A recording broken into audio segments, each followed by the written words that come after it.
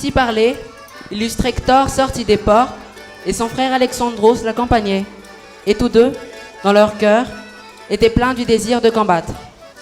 Comme un dieu envoie un vent propice aux matelots suppliants qui se sont épuisés à battre la mer de leurs avirons polis, de sorte que leurs membres se rompus de fatigue, de même, les Priamides apparurent aux Troyens qui les désiraient.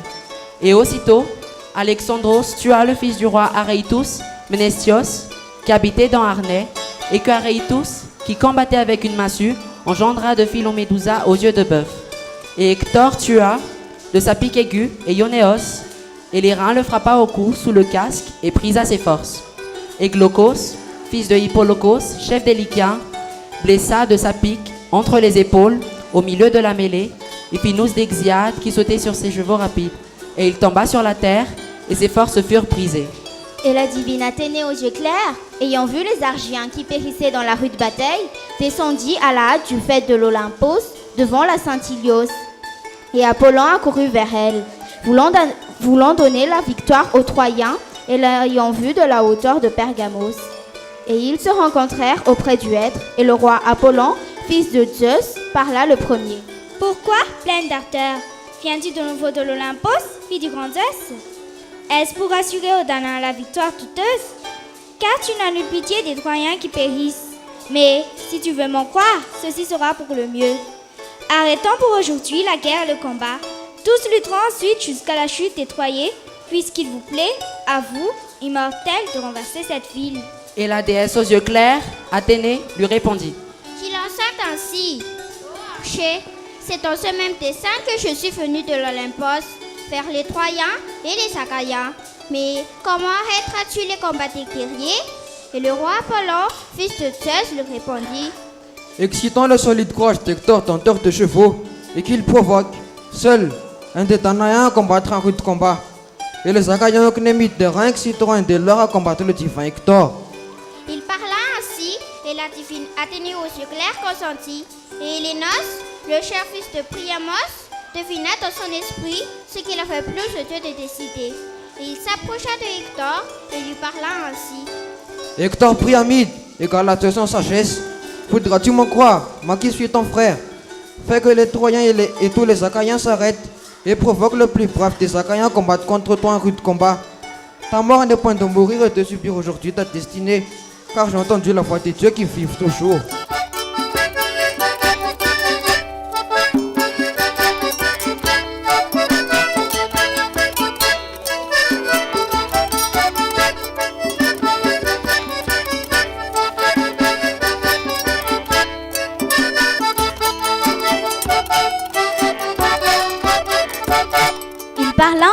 Et Hector s'en réjouit, et s'avançant en tête des Troyens, il arrêta leur phalange à l'aide de la pique qu'il tenait par le milieu.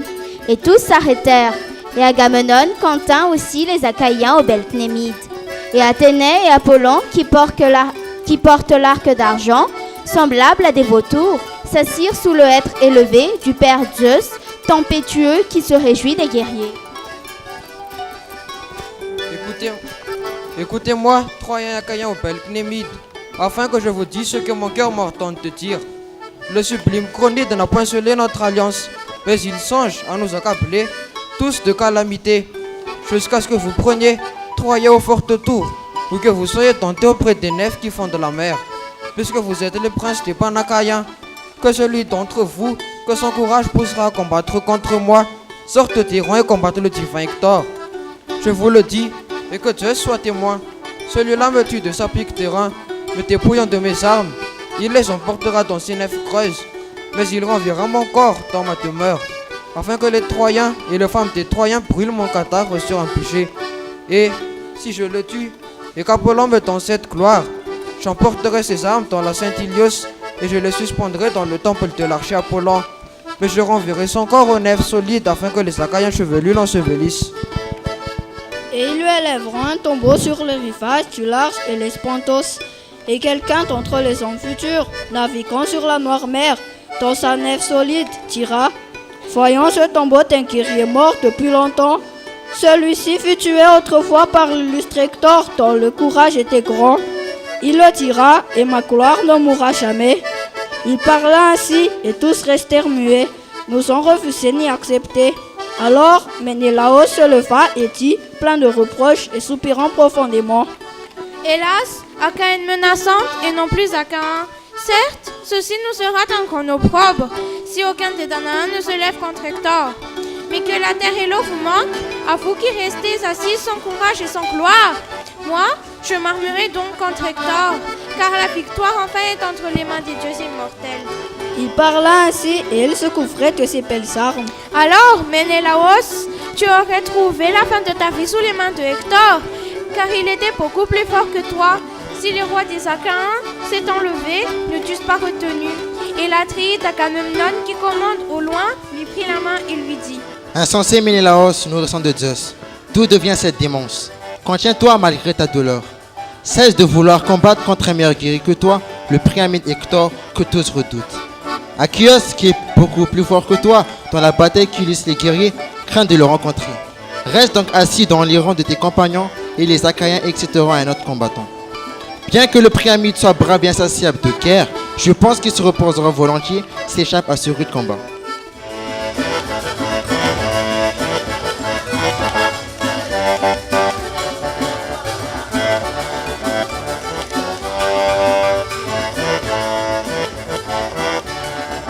Il parla ainsi, et l'esprit du héros fut persuadé par les paroles sages de son frère, et il lui obéit. Et ses serviteurs, joyeux, enlevèrent les armes de ses épaules.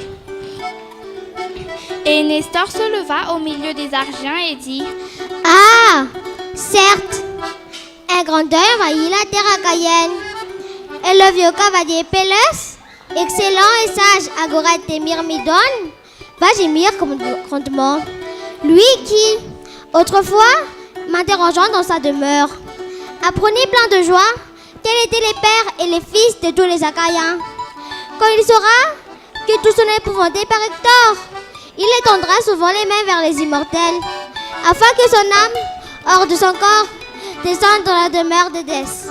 Plus à vous, ô Zeus, Athénée et Apollon, que je fusse plein de jeunesse, comme mouton auprès du rapide qu'est la Dantès, les Pyliens combattaient les Arcadiens, armés de piques sous les murs de Phéia, où viennent les eaux courantes du Lardanos. Au milieu d'eux était le divin guerrier heureux Talion, portant sur ses épaules les armes du roi Aréutos. Du divin Aréutos que les hommes et les femmes aux belles ceintures appelaient la porte-massue, parce qu'il ne combattait ni avec l'arc, ni avec la langue pique, mais qu'il rompait les rangs ennemis à l'aide d'une massue de fer. Lycurgos tua par ruse, et non par force, dans une route étroite où la massue de fer ne put écarter de lui la mort. Là, Lycurgos, le prévenant, le perça de la pique dans le milieu du corps. Il le renversa sur la terre, et il le dépouilla des armes que lui avait donné le rude Arès. Dès lors, Lycurgos les comporta dans la guerre. Mais, devenu vieux dans ses demeures, il étonna son cher compagnon héros Talion, qui, étant ainsi armé, provoquait les plus braves, et tous tremblaient, pleins de crainte, et nul n'osait. Et mon cœur, qui me poussa à combattre, confiant dans mes forces, bien que le plus jeune de tous. Et je combattis, et Athénée m'accorda la victoire.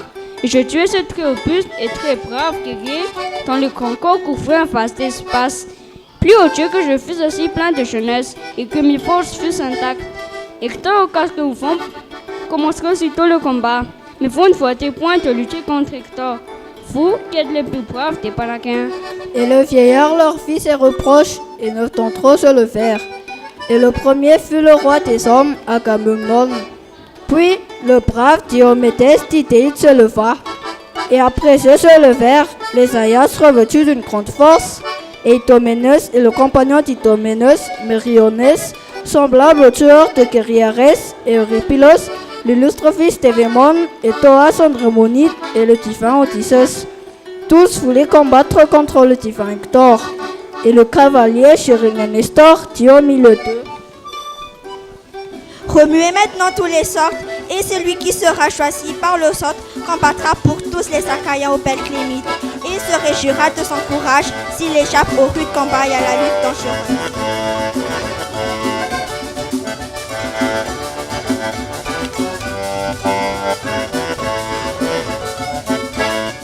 Il parla ainsi et chacun marqua son signe. Et tous furent mêlés dans le casque de la Tréide Agamemnon. Et les peuples priaient et levant les mains vers le Dieu et chacun disait, regardons le large Ouranos. Père Zeus, fais sortir le signe d'Aias ou du fils de Titus ou du roi de la très riche Mykénée. Il parla ainsi, et le cavalier Nestor agita le casque et en fit sortir le signe d'Aias que tous désiraient. Un héros le prit, le présentant par la droite au prince achaïen, et ceux qui ne le reconnaissaient point le refusaient. Mais quand il parvint à celui qu'il avait marqué et jeté dans le casque, à l'illustre Aias, celui-ci le reconnut aussitôt, et, le laissant tomber à ses pieds, il dit, plein de joie, « Oh ami, ce signe est le mien, et je m'en réjouis dans mon cœur. Et je pense que je tenterai le divin Hector. Allons, pendant que je revêtirai mes armes belliqueuses, suppliez tout bas, afin que les Troyens ne vous entendent point. Le roi Zeus grognant, ou priez le tout haut, car nous ne craignons personne. Quel guerrier pourrait me tenter aisément, à l'aide de sa force ou de ma faiblesse? Je suis né dans Salamie, et je n'y ai point été élevé sans gloire. » Il parla ainsi, et tous suppliaient le père Zeus grognant, et chacun disait, regardons le vaste Ouranos. Père Zeus, qui commande de l'Ida, très auguste, très grand, donne la victoire à Aias et qu'il remporte une gloire brillante. Mais si tu aimes Hector et le protèges, fais que le courage et la gloire des deux guerriers soient égaux. Ils parlèrent ainsi, et Aias s'armait de l'éré éclatant, et après qu'il eut couvert son corps de ses armes, il marcha en avant, pareil au monstrueux Arès que le grognon envoie au milieu des guerriers qu'il pousse à combattre, le cœur plein de fureur. Ainsi marchait le grand Aias, rempart des Achaïens, avec un sourire terrible, à grands pas, et brandissant sa longue pique, et les Archiens se réjouissaient en le regardant, et un tremblement saisit les membres des Troyens, et le cœur de Hector lui-même palpita dans sa poitrine, mais il ne pouvait reculer dans la foule des siens, ni fuir le combat, puisqu'il l'avait demandé. Et Aias s'approcha, portant un bouclier, fait d'airain et de 7 pots de bœuf, et tel qu'une tour et l'excellent ouvrier Tychios, qui habitait Ilée, l'avait fabriqué à l'aide de 7 pots de fort taureau, recouvertes d'une plaque d'airain. Et Aias Télamonien, portant ce bouclier devant sa poitrine, s'approcha de Hector et dit ces paroles menaçantes. Maintenant, Hector, tu sauras, seul à seul, quels sont les chefs des Danaïens, sans compter Aculos ce cœur de lion, qui rampe les phalanges des guerriers. Il repose aujourd'hui sur le rivage de la mer, dans ses nippes aux poupes recourbées, irrité contre Agamemnon, le prince des peuples. Mais nous pouvons tous combattre contre toi. Commence donc le combat.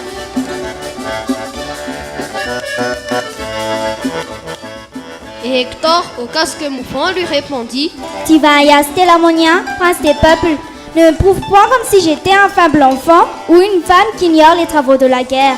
Je sais combattre et tuer les hommes et mouvoir mon dur bouclier de la main droite ou de la main gauche. Et il m'est permis de combattre audacieusement. Je sais, dans la rue de bataille, de pied ferme marcher au sang d'Arès et me jeter dans la mêlée sur mes cavales rapides. Mais je ne veux point frapper un homme tel que toi par surprise, mais en face si je puis. » Il parla ainsi, et il lança sa longue pique vibrante, et frappa le grand bouclier d'Aias. Et la pique irrésistible pénétra à travers les 7 pots de bœuf jusqu'à la dernière lame d'airain. Et le divin Aias lança aussi sa longue pique, et il en frappa le bouclier égal du Priamide. Et la pique solide pénétra dans le bouclier éclatant, et perçant la cuirasse artistement faite, déchira la tunique sur le flanc, mais le Priamide se courba et évita la noirqueur.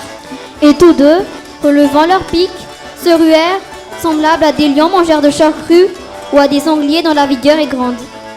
Et le Priamide frappa de sa pique le milieu du bouclier, mais il n'en perça point les reins, et la pointe s'y tordit. Et Aias, bondissant, frappa le bouclier, qu'il traversa de sa pique, et il arrêta Hector qui se ruait, et il lui blessa la gorge, et un sang noir en jaillit. Mais Hector, au casque mouvant, ne cessa point de combattre. Et, reculant, il prit de sa forte main une pierre grande, noire et rugueuse, qui gisait sur la plaine. Et il frappa le milieu du grand bouclier, couvert de 7 peaux de bœuf, et les reins résonna sourdement. Et Aias, soulevant à son tour une pierre plus grande encore, la lançant en lui imprimant une force immense. Et, de cette pierre, il brisa le bouclier, et les genoux du Priamite fléchirent, et il tomba à la renverse sous le bouclier. Mais Apollon le releva aussitôt. Et déjà, ils se seraient frappés tous deux de leur épée, en se ruant l'un contre l'autre, si les héros, messagers de Zeus et des hommes, n'étaient survenus, l'un du côté des Troyens, l'autre du côté des Achaïens cuirassés, Talthybios et Hydaios, sages tous deux. Et ils levèrent leurs sceptres entre les deux guerriers, et Hydaios, plein de conseils prudents, leur dit: Ne combattez pas plus longtemps, mes chers fils. Zeus qui amasse les nuées vous aime tous deux, et tous deux vous êtes très braves, comme nous le savons tous. Mais voici la nuit, et il est bon d'obéir à la nuit. Et le Télamonien Aias lui répondit: Hydaios, ordonne à Hector de parler. C'est lui qui a provoqué au combat les plus braves d'entre nous. Qu'il décide, et j'obéirai, et je verrai ce qu'il fera.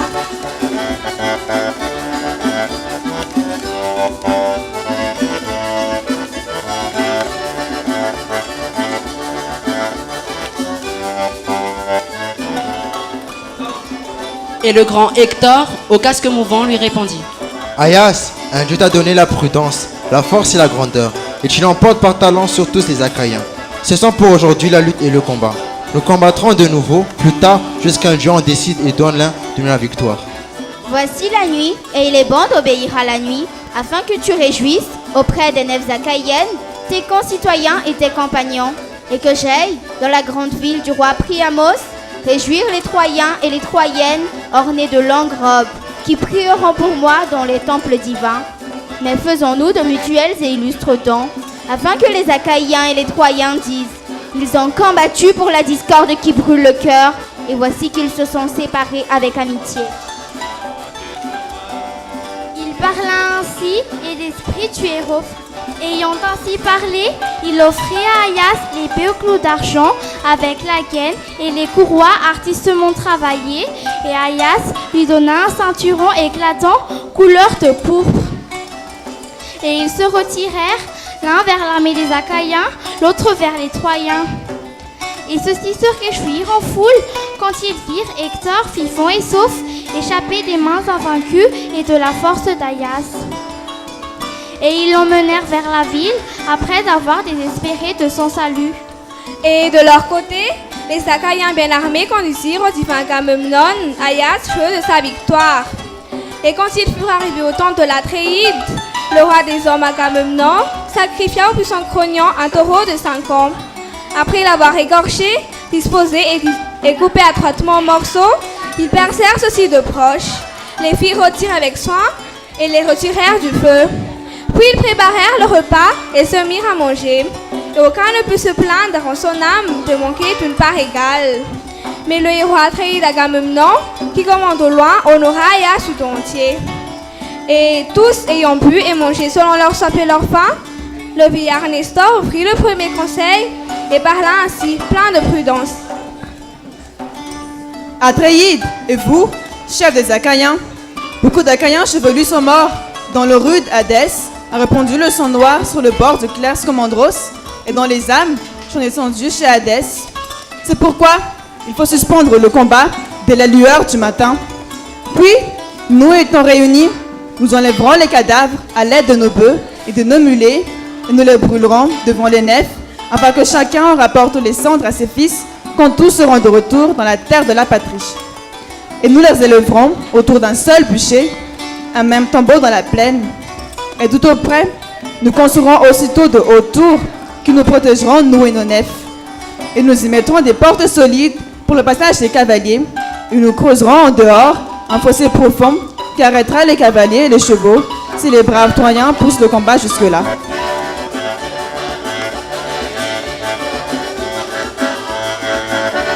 Il parla ainsi, et tous les rois l'approuvèrent. Et l'agora tumultueuse et troublée des Troyens s'étaient réunis devant les portes de Priamos, sur la haute citadelle d'Ilios. Et le sage Anténor parla ainsi le premier. Écoutez-moi, Troyens, D'Artagnan et alliés, afin que je dise que mon cœur m'ordonne. Alors, rendons à Atréide l'archienne Hélénée et toutes ses richesses, et qu'il les emmène. Nous combattons maintenant contre les serments sacrés que nous avons jurés, et je n'espère rien de bon pour nous si vous ne faites ce que je dis. Ayant ainsi parlé, il s'assit, et alors se leva du milieu de tous le divin Alexandros, l'époux de Hélénée à la belle chevelure. Elle répondit en paroles ailées. Anténor, ce que tu as dit ne me point agréable. Tu auras pu concevoir de meilleurs desseins, et si tu as parlé sérieusement, certes, les dieux t'ont ravi l'esprit. Mais je parle devant les Troyens, dompteurs de chevaux, et je repousse ce que tu as dit. Je ne rendrai point cette femme. Pour les richesses que j'ai emportées d'Argos dans ma demeure, je veux leur rendre toutes, et j'apporterai des miennes. Ayant ainsi parlé, il s'assit, et, au milieu de tous, se leva le Dardanide Priamos, semblable à un dieu par sa prudence. Et plein de sagesse, il parla ainsi et dit. Écoutez-moi, Troyens, Dardaniens et alliés, afin que je dise ce que mon cœur m'ordonne. Maintenant, prenez votre repas comme d'habitude et faites tour à tour bonne garde.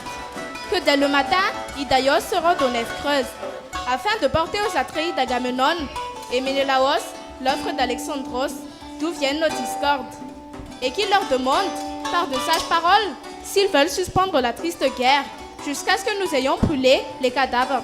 Nous combattrons ensuite de nouveau, en attendant que le sort décide entre nous et donne la victoire à l'un des deux peuples. Il parla ainsi, et ceux qui l'écoutèrent obéirent, et l'armée prit son repas comme d'habitude. Dès le matin, Idaios se rendit aux nefs creuses, et il trouva les Danaens, nourrissants de Zeus, réunis dans l'agora auprès de la poupe de la nef d'Agamemnon. Et, se tenant au milieu d'eux, il parla ainsi. Atréides et Achaïens aux belles Cnémides, Priamos et les illustres Troyens m'ordonnent de vous porter l'offre d'Alexandros, d'où viennent nos discordes, si toutefois vous êtes agréables. Toutes les richesses qu'Alexandros a rapportées dans Ilios, sur ses nefs creuses, plus odieux qu'il fut mort auparavant. Il veut les rendre et ajouter des siennes, mais il refuse de rendre la jeune épouse de l'illustre Ménélaos, malgré les supplications des Troyens. Et ils m'ont aussi ordonné de vous demander si vous voulez suspendre la triste guerre jusqu'à ce que nous avons brûlé les cadavres. Nous combattrons ensuite de nouveau, en attendant que le sort décide entre nous et donne la victoire à l'un des deux peuples.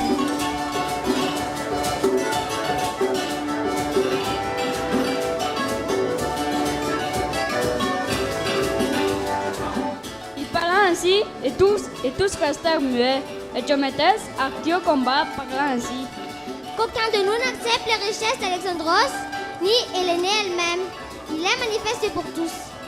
Fût-ce pour un enfant que le suprême désastre est suspendu sur la tête des Troyens. Il parla ainsi, et tous les fils des Achaïens poussèrent des acclamations, admirant les paroles du dompteur de chevaux Diomédès. Le roi Agamemnon dit à Idaios. Idaios, tu as entendu la réponse des Achaïens? Ils t'ont répondu, et ce qu'ils disent me plaît. Cependant, je ne vous refuse point de brûler vos morts et de leurrer par le feu les cadavres de ceux qui ont succombé. Que l'époux de Ré, Zeus, qui tente dans les hauteurs, soit témoin de notre traité.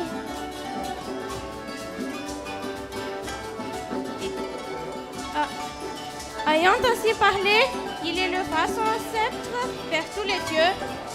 Et Idaios retourna dans la Saint-Ilios, où les Troyens et les Dardaniens étaient réunis en agora attendant son retour. Et il arriva, et, au milieu d'eux, il rendit compte de son message. Et aussitôt ils s'empressèrent de transporter ceux-ci les cadavres, ceux-là le bois du bûcher, et les archers de leur côté s'exhortaient, loin des nefs creuses, à relever leurs morts et à construire le bûcher. Hélios, à son lever, frappait les campagnes de ses rayons, et, montant dans l'Ouranos, sortait doucement du cours profond de l'Océanos. Et les deux armées accouraient l'une vers l'autre. Alors, il leur fut difficile de reconnaître leurs guerriers, mais quand ils surlevaient leurs poussières sanglantes, ils les déposèrent sur les chars en répandant des larmes brûlantes. Et le grand Priamos ne leur permit point de gémir, et ils amassèrent les morts sur le bûcher, se lamentant dans leur cœur. Et, après les avoir brûlés, ils retournèrent vers Saint-Ilios.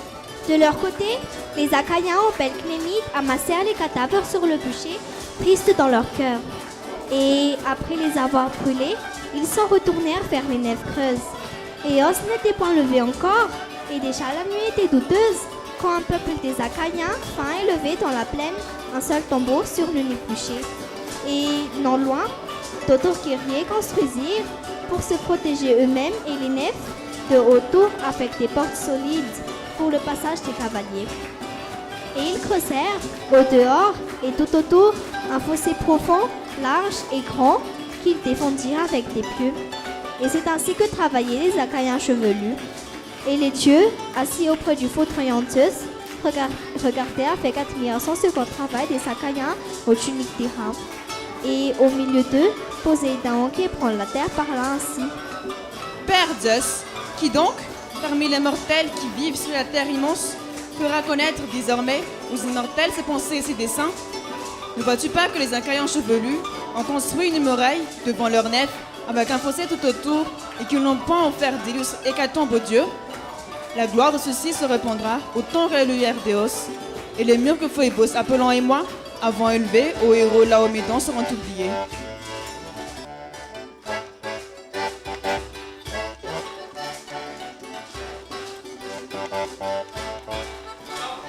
Et Zeus qui amasse les nuées, avec un profond soupir, lui répondit. Ah, très puissant, qui ébranle la terre, qu'as-tu dit? Un dieu moins doué de force que toi n'aurait point cette crainte. Certes, ta gloire se répandra aussi loin que la lumière d'Éos. Reprends courage, et quand les Achaïens chevelus auront regagné sur leur nef la terre bien-aimée de la patrie, englouti tout entier dans la mer, ce mur écroulé couvre de nouveau de sable le vaste rivage, et que cette immense muraille des Achaïens s'évanouisse devant toi. Et ils s'entretenaient ainsi, et Hélios se coucha, et le travail des Achaïens fut terminé. Et ceux-ci tuaient des bœufs sous les tentes, et ils prenaient leur repas. Et plusieurs nefs avaient apporté de l'hymnos le vin qu'avait envoyé le Yésonide Enéos, qu'Hypsipylé avait conçu au prince des peuples Yéson. Et le Yésonide avait donné aux Atréides 1000 mesures de vin. Et les Achaïens chevelus leur achetaient ce vin, ceux-ci à faire de l'airain, ceux-là à faire du fer brillant, les uns à faire des peaux de bœuf, les autres avec les bœufs eux-mêmes, et d'autres avec leurs esclaves. Et tous enfin préparaient l'excellent repas. Et, pendant toute la nuit, les Achaïens chevelus mangeaient, et les Troyens aussi, et les alliés mangeaient dans la ville. Et, au milieu de la nuit, le sage Zeus, leur préparant de nouvelles calamités, tonna terriblement, et la pâle crainte les saisit. Et il répandait le vin hors des coupes, et aucun n'osa boire avant de faire des libations au très puissant Cronion. Enfin, s'étant couchés, ils goûtèrent la douceur du sommeil.